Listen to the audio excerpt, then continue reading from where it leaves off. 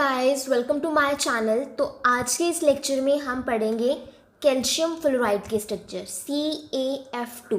Okay, तो आज हम ये स्टडी करेंगे। तो देखो, जो ये CaF2 है, ठीक है, कैल्शियम फ्लोराइड, इसे जो इसके स्ट्रक्चर है ना, इसे हम फ्लोराइड स्ट्रक्चर भी बोलते हैं। क्या बोलते हैं? Fluoride structure. अब जैसे हमने लास्ट स्ट्रक्चर्स में कुछ इंपॉर्टेंट पॉइंट्स लर्न किए थे ना, बस वैसे ही इस वाले जो स्ट्रक्चर है ना, इसके भी हम वही इंपॉर्टेंट पॉइंट्स हैं वो याद रखेंगे। देखो, अब हमारे पास स्ट्रक्चर क्या है? स्ट्रक्चर है CaF2। ओके, तो हम इसे ऐसे लिख सकते हैं Ca2 पॉजिटिव F नेगेटिव, इसके 2 है ना, तो हम ऐसे लिख सकते हैं। देखो, हमने बार बार यही पढ़ा है कि जो कैटाइन है उसका रेडियस ऑलवेज स्मॉलर होता है एनाइन की रेडियस से, और यही रीज़न होता है कि जो कैटाइन्स हैं वो जनरली वॉइड्स को ऑक्यूपाई करते हैं, क्योंकि वॉइड्स का जो रेडियस है वो स्मॉल होता है इन कंपैरिजन टू जो बाकी क्लोज पैकिंग होती है उस अरेंजमेंट से, है ना। तो इसीलिए क्या होता है कि जो कैटाइन्स हैं वो ऑक्यूपाई करते हैं वॉइड्स, एंड जो एनाइंस होते हैं ना वो बाकी जो क्लोज पैक्ड अरेंजमेंट है वो बनाते हैं। बट ये एक एक्सेप्शनल केस है। यहाँ पे क्या होता है कि जो ये फ्लोराइड आयन है ना, इसका ionic radius Ca2 positive calcium ion से बहुत छोटा होता है, ठीक है।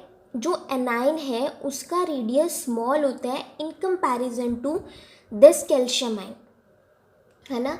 तो इसीलिए क्या होता है कि जो ये वाला फ्लोराइड आयन है ना, ये टेट्राहेड्रल वॉइड्स को ऑक्यूपाई करते हैं, ठीक है जी, टेट्राहेड्रल वॉइड्स।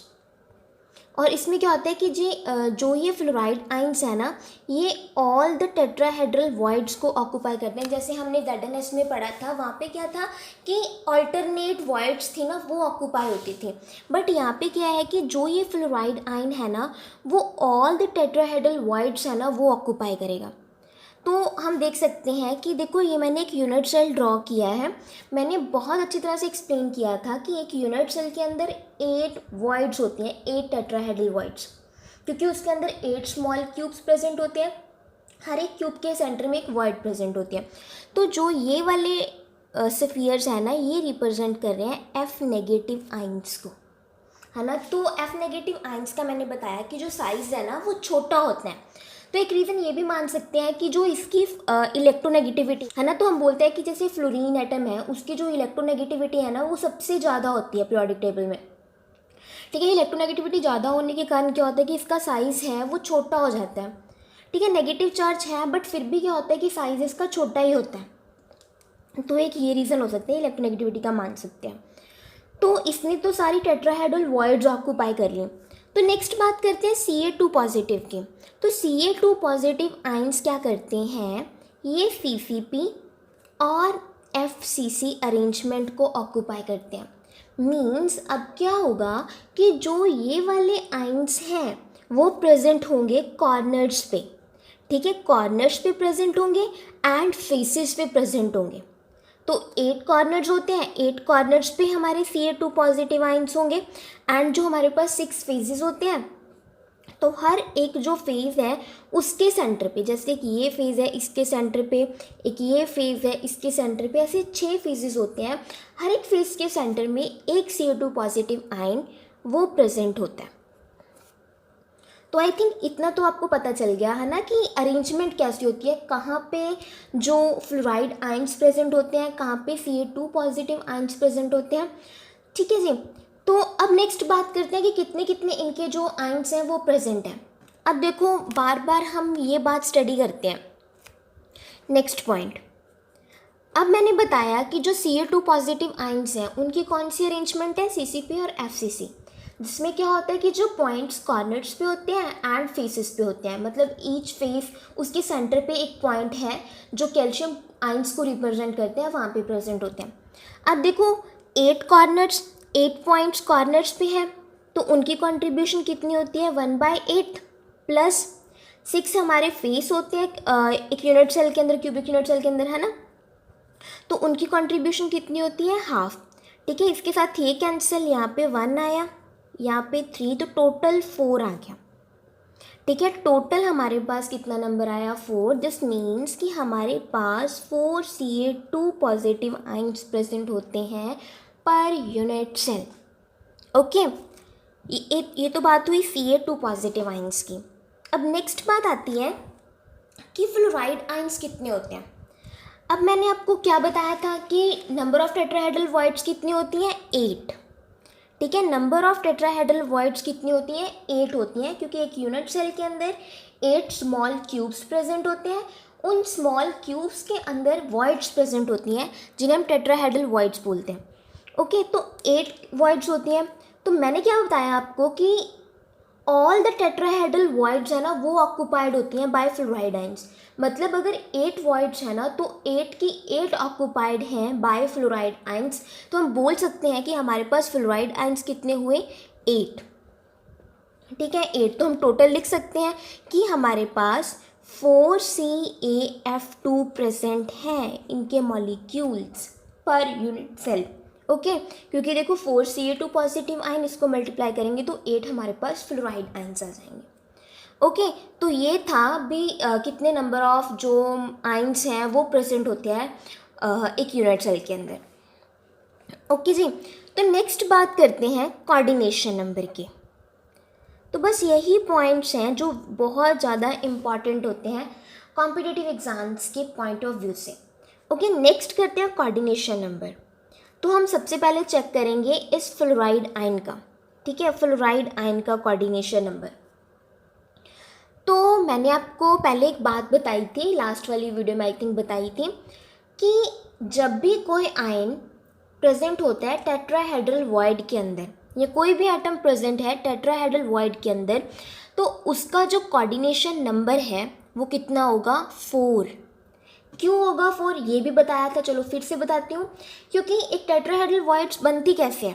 ठीक है, टेट्राहेड्रल वॉइड बनती है जब जो 4 स्फीयर्स है ना वो आपस में टच करते हैं, तभी बनती है एक टेट्राहेड्रल वॉइड ना। यहाँ पे बन गई देखो। तो जब उसके अंदर एक आयन प्रेजेंट है, जैसे फ्लोराइड आयन प्रेजेंट है हमारा, ठीक है, आयन प्रेजेंट है, तो ऑब्वियस ही बात है कि वो भी उन 4 स्फीयर्स से टच करेगा। दिस मीन्स उसका कोऑर्डिनेशन नंबर कितना हुआ, फ्लोराइड आयन का कोऑर्डिनेशन नंबर हो गया 4। कितना 4। नेक्स्ट बात आती है Ca2 पॉजिटिव आयंस का कोऑर्डिनेशन नंबर कितना होता है। ठीक है, Ca2 पॉजिटिव आयंस है ना, उनका क्या होता है कि देखो ये एक Ca2 पॉजिटिव आयंस है। ठीक है, ये फर्दर जो 8 टेट्राहेड्रल वॉइड्स है ना उनके साथ कनेक्टेड होता है, मतलब उनके साथ कांटेक्ट में होता है। यहाँ पे मतलब 3 डायमेंशनल में जाना तो बहुत डिफिकल्ट है, क्योंकि देखो इसके इस साइड भी एक यूनिट सेल प्रेजेंट है, इस साइड भी यूनिट सेल। ठीक है, इस साइड भी, इसके ऊपर भी प्रेजेंट है, इसके नीचे भी प्रेजेंट है। तो ऐसे यूनिट सेल्स प्रेजेंट हैं। ठीक है, यहाँ पे दिखाना बहुत मुश्किल है क्योंकि वो 3 डायमेंशनली आ जाते हैं। ठीक है, तो इस तरह से क्या होगा कि जो एक Ca2 पॉजिटिव आयंस है ना वो फर्दर 8 जो मतलब फ्लोराइड आयंस हैं उनके साथ कांटेक्ट में होता है। ठीक है, मतलब जो टेट्राहेड्रल वॉइड्स हैं उनके कांटेक्ट में होता है, क्योंकि टेट्राहेड्रल वॉइड के अंदर ही F नेगेटिव प्रेजेंट है ना। तो ऑब्वियसली बात हो गई कि इसका कोऑर्डिनेशन नंबर कितना हुआ 8। फ्लोराइड आयन का कितना था 4, Ca2 पॉजिटिव का कितना हो गया 8, क्योंकि वो 8 वॉइड्स और वी कैन से 8 फ्लोराइड आयंस के साथ टच में है, इसीलिए उसका कोऑर्डिनेशन नंबर कितना हो गया 8।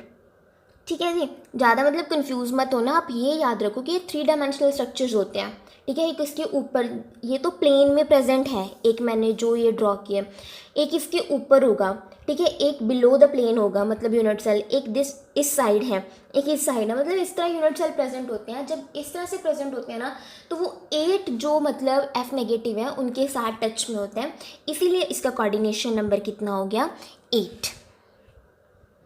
ओके, तो ये थे कुछ इंपॉर्टेंट पॉइंट्स। अब नेक्स्ट बात एग्जाम्पल्स मान लो, है ना, कि जो एग्जाम्पल्स हैं इस केस में वो SrF2 BaF2। ठीक है, ये मतलब जो एग्जाम्पल्स हैं इनमें भी क्या होता है कि फ्लोराइड टाइप की स्ट्रक्चर है वही प्रेजेंट होती है। ओके जी, तो आई होप ये आपको समझ आ गया होगा फ्लोराइड टाइप की स्ट्रक्चर। बस यही पॉइंट्स आपको याद रखने हैं कि पैकिंग अरेंजमेंट किस टाइप का है ना, कौन सा आयन है वो वॉइड्स को ऑक्यूपाई कर रहा है, कौन सा आयन वो पैक मतलब क्लोज पैक्ड अरेंजमेंट बना रहा है, कोऑर्डिनेशन नंबर कितना है, कितने नंबर ऑफ आयन्स प्रेजेंट है, यही बातें आपको ध्यान में रखनी है। अब ये तो था फ्लोराइड स्ट्रक्चर। अब इसके बिल्कुल रिवर्स एक और स्ट्रक्चर आती है। रिवर्स होगी तो हम क्या ऐड कर देंगे आगे, एंटी, क्या प्रीफिक्स ऐड करेंगे, एंटी प्रीफिक्स ऐड करेंगे। तो हमारे पास जो नेक्स्ट स्ट्रक्चर है वो होती है एंटी फ्लोराइड स्ट्रक्चर। ठीक है, कौन सी स्ट्रक्चर, एंटी फ्लोराइड स्ट्रक्चर। और ये कौन शो करता है, Na2O।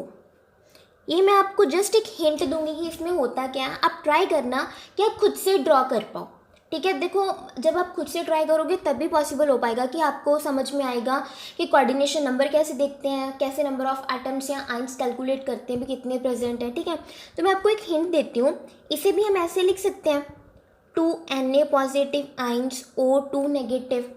ठीक है, तो होता क्या है कि जो ये Na पॉजिटिव आइंस हैं, ठीक है, जो Na पॉजिटिव आइंस हैं वो मतलब अब वही वाला सेम कॉन्सेप्ट उठा लो कि जो कैटाइन का साइज़ है वो एनाइन के साइज़ से छोटा होता है, इसीलिए जो Na पॉजिटिव आइंस हैं उसका साइज़ छोटा है ना, साइज़ स्मॉल है तो वो कहाँ पे जाएंगे, टेट्राहेड्रल वॉइड्स ऑक्यूपाई करेंगे। ठीक है, टेट्राहेड्रल वॉइड्स को ऑक्यूपाई करेंगे and all the tetrahedral voids occupy होंगी इस केस में भी। और नेक्स्ट जो O2 नेगेटिव है ऑक्साइड आइंस, ठीक है, ये क्या करेंगे कि ये CCP और FCC अरेंजमेंट है वो बनाएंगे। ठीक है जी, CCP और FCC अरेंजमेंट मीन्स ये कॉर्नर्स पे एंड फेसेस पे प्रेजेंट होंगे।